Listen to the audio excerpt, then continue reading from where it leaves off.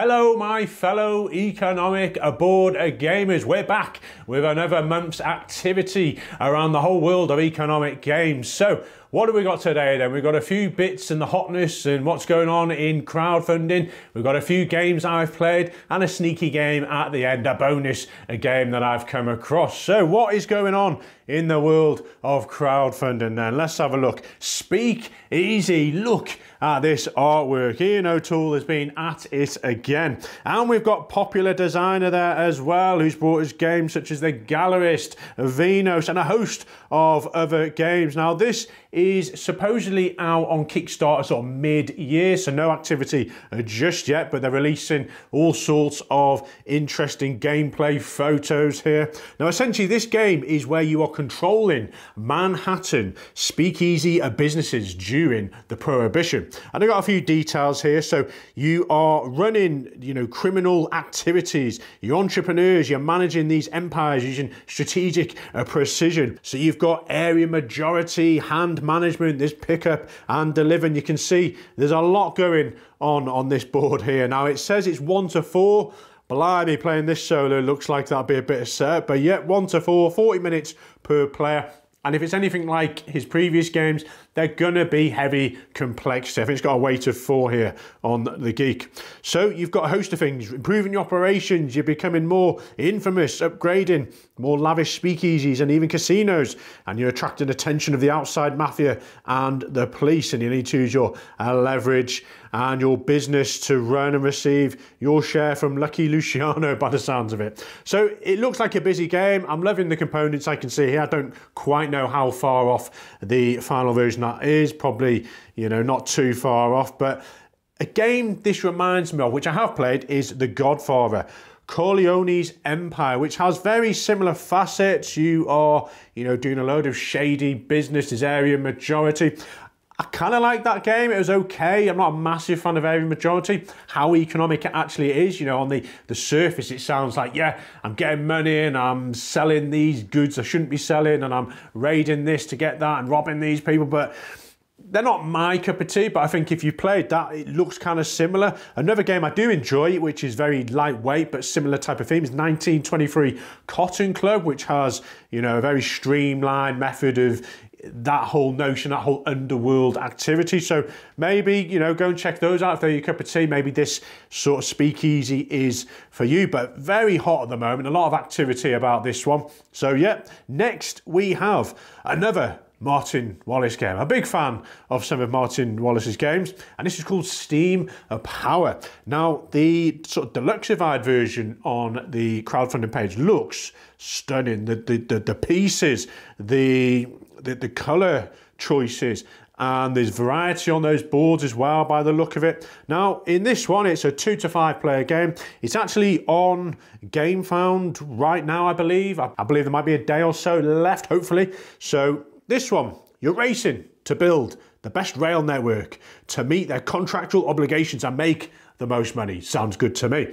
Now, on your turn, you can perform 2 actions from a selection of choices: laying tracks, building factories, fulfilling contracts, earning money, or collecting more contracts. And it says, building a factory brings resources to the board that all players have access to at a price. Now, I like that aspect to this from what I can gather, the whole adding factories and how they're going to manipulate things. Most cube rail games, it's attaining dividends and running to get these routes to pay out this and that competitive vibe over how many trains are maybe left to do what you need to do. So I like that they're bringing this sort of factories onto the board.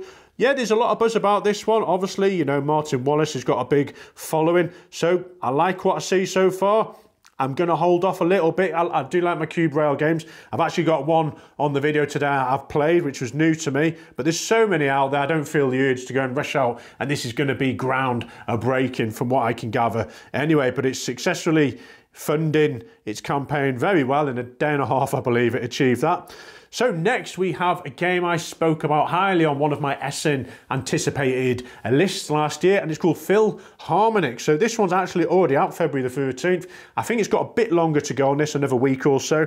And it's a worker placement game where you are managing your space orchestra and tour the galaxy. Now, It's not for the faint-hearted. It looks heavy complexity. There's a lot of colours. There's a lot of craziness going on. But I'm hearing good things. It's very unique. You know, I like certain themes that are unique. Sometimes Pret-a-Porter, for example. You know, a game you might just walk past and be like, no chance I'm playing a game about fashion. But it's a fantastic game, so I'm intrigued by this one. Got a bit of a pricey tag on the game. There's a couple of different options on there.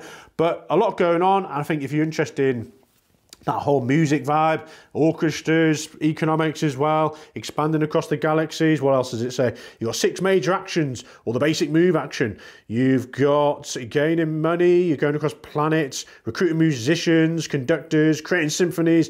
You're performing, gaining patrons, and expanding your knowledge and experience. So lots going on there. Next up, a game I absolutely enjoy to the max, and this is Clans of Caledonia. So what is new? We've got Industria, which is an expansion. Now there's no time frame on this. I'm hoping it comes, or well, some sort of crowdfunding this year. But what does this bring then? So bolt onto the original game, you explore new strategies, lead new clans and adapt to the Industrial Revolution. And it introduces things like port tiles, end-around scoring variances, and a contract refill board. And milestones and awards increase how players can score points and increase your replayability. So if you're not aware of Clans of Caledonia, it's a must, folks. There's so much good stuff going on there, these synergies, connections. I go next to you and I produce this and get discounts, and the market as well. Loads to like there, and I love the engine building of your actual player board, and you know, things like you getting a sheep or out there and then you've actually culled it to achieve something else. So loads going on. Really looking forward to seeing what this brings. So we'll see more on that one. Now, a game that is due out on crowdfunding on March the 3rd, if all things go smoothly, Galactic Cruise. I have been following this for a good year or so. I've probably mentioned it quite a lot on the channel. This is where you're building and launching shuttles to send guests on luxurious space vacations. Heavier complexity, 1 to 4 players, says about 90 to 150 minutes. And Ian O'Toole is the artist on this one as well. He's been a busy bee as usual. So I've seen a lot of the development photos as this has been progressing. A lot of good feedback on this. It was on my anticipated games for this year. So I'm a fan. I've yet to play it. I can't wait for it to come to the UK and I can give it a go. But yet, crowdfunding launching soon. Okay, that is all the buzz and hotness that is out there at the moment. So what have I been playing this month so far? Iberian Railways, which is somewhere behind me. This is a Cube Rail Iberian Peninsula. You've got Portugal and Spain, and it's the typical genre of, you know, you're spending your money to build the routes. And I like in this one how you've actually got these 4 different actions and you can't do the same action twice. So you're going from starting one of these networks, you've got expanding, you've got merging, and you've got the final one, purchasing. So starting, great, you can go anywhere. There's no having to be adjacent to existing ones. You just start one up and you're expanding. If you want to expand on that action, great. And there's limitations. You've got a build limit as well, which quickly fulfills after each person expands. It goes up one, I believe. And I've only played this once, so I'm not 100% on all the ins and outs, but yeah, you can expand. Merging's interesting. You can bring one railway company into another, and they're classed as companies. Each railway network is a company. Bring that in because there's points at the end, and there's not many points out there. It's like, okay, I got the longest route, that's a point. I had the most income, that's a point. I had least debt or something like that, is another point. So there's only like, I think 5, 6, 7 points on offer here, but it's fascinating how you're battling to achieve those points. Now, the fundamental difference in this game for me, and this was a recommendation from one of my subscribers, so thank you, was that this is about debt management. You start with no money. You have to take out a debt, and you take pretty much as you want, but you can only pay back 1 per turn at the end. And you kind of got this interesting balance of generating revenues and using that to invest wisely and go to the best parts of the board and get those income levels up to then hopefully pay that back. Otherwise, your interest is building. And there is player elimination. It didn't happen in my game, but be careful that is in here if you are brand new to this sort of genre game. But I have enjoyed this so far.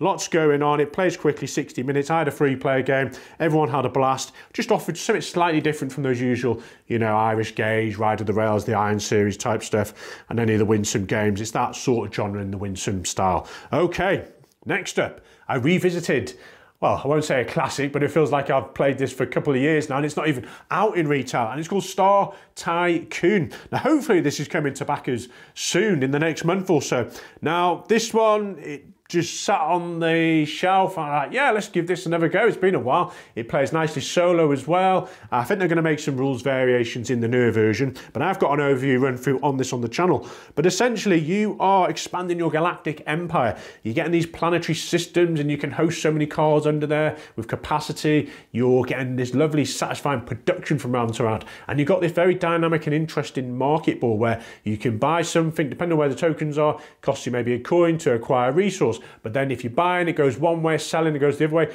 and then it's going to either cost you more, or you have to spend more resources to get the same amount of money. So you're trying to get the resources you need to develop and build those businesses under your various planetary systems, whilst you are combining sets of various icons to get victory points. And it's quite a tight game, usually 30, 40 points on this one, but lots to like, and yeah, had a lot of fun with that one. Next then, a game in my last video for January 24, I touched upon. I just started learning this. I gave it half a game. It's called Distilled. I've played 3 games now and having a right blast. So this one is where you're distilling those spirits. Now, I've played it solo. Excellent, folks. I really enjoy this solo. I think it replicates the main game and in a lot speedier time, in the essence that you're not waiting for your opponents. Like, you know, most games, you just boom, I've distilled, I've processed these cards, I've got this spirit I can make, done. Next round, I've got these targets to achieve by these barrels you've laid out. I completely messed up in my first game because I didn't look at the top barrels, and that is the only way you're going to achieve victory, is by completing the top 2 barrels, and I wasn't even aware of what they were. I was too busy, you know, distilling these spirits. So lots to like in this game. It's the whole notion of you acquire these ingredients, maybe premium ingredients, you're chucking them into your wash bash, if that's what it's known as, and you're adding alcohol, you got water, you got your yeast, and host of wheats and sugars and what have you, and you're trying to meet one of these ingredients, because then you can, you know, satisfy that product, and you can get a bonus at the top, you get money, victory points, and I absolutely adore, like I said in the last game, some of these extra abilities at the top with specialists and things that make your engine more efficient. And the special starting characters are really cool as well. I've managed to try a few of them. You've got this aging process of clay barrels and wood barrels, and making various whiskies and certain special recipes that give you, you know, a host of points. So loads to like on this one. Next then, I played Kutnahora this month for the first time, and I've had 3 games now, 2-player, 3-player. I am on the fence. I made a big error with the rules regarding the 10-to-1 ratio at the end. I believe, I thought it was 10-to-1 in regards to all the money in hand, which really changed the outcome of the games, because all of a sudden people were focusing on attaining money, income, and, you know, getting 40 points from all this money. But it was a wrong rule. It's 10-to-1 on your actual income for the final round. So that would have been like, you know, 8, 9, 10 points depending on how much you're making. But the game has so many interesting concepts. You've got these price mechanisms, sort of computer boards they may be known as, and how they fluctuate, and trying to figure those out still after 3 plays. You know, I've had to just go through the decks to decipher what's going to happen to coal, or ore as it's known, once it goes up, in terms of the arrow cardboard things moving. What's going to happen to silver? And it's just fascinating how the dynamic of this small little plot of land and the buildings built influence, you know, other people's aspects with population and the resources needed. If no one builds wood, or some kind of wood building that develops, you know, woodcrafting or what have you, wood stays scarce, and then everyone is paying more to build. You got this mining area at the bottom, and there's a bit of a race to get certain spots, to get stars there, to get VPs. You've got these sort of end of round ways, partitions, I believe they're called, partitions, and they score you points as well. Not as many as I would like. So I'm still on the fence about how balanced this is. I was in awe in my first play. It was like, wow, that's clever, this is that's cool. All stuff going on, and then a couple of plays, and I'm like, well, I've just built this building, and I get it. The price goes down because there's more supply, but then I'm like, that feels dissatisfying, because I'm now invested in this building and I'm not getting as much on my income. Yes, my production's gone up, but then my income's gone down.